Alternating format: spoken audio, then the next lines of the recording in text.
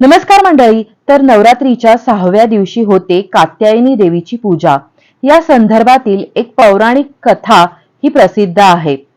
गोपिकांनी भगवान श्रीकृष्ण हा आपल्याला पती म्हणून मिळावा यासाठी या कात्यायनी देवीची पूजा केली होती.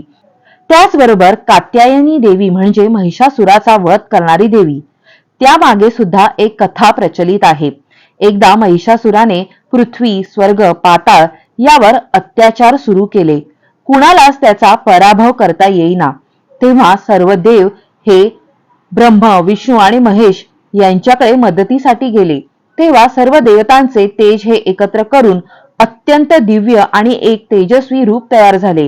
हे रूप ऋषी कात्यायनी यांच्या आश्रमामध्ये प्रकट झाले. ऋषींनी या कन्येचे पालन पोषण केले, म्हणून कात्यायन ऋषींची मुलगी अर्थात कात्यायनी देवी असे तिचे नाव पडले.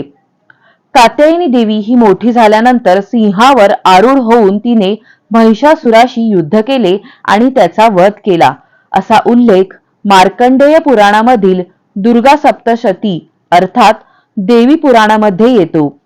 त्यामध्ये कात्यायनी देवीने महिषासुराचा वध केल्याची सविस्तर कथा आहे. याशिवाय कालिका पुराणामध्ये सुद्धा महिषासुर मर्दिनीच्या या स्वरूपाचा उल्लेख आहे. अर्थात कात्यायनी देवी ही भक्तांची मनोकामना पूर्ण करणारी देवी आहे. म्हणूनच आजच्या या नवरात्रीच्या 6व्या दिवशी आपण तिचे स्मरण नक्कीच करायला हवे. आई जगदंबेचा उदो उदो.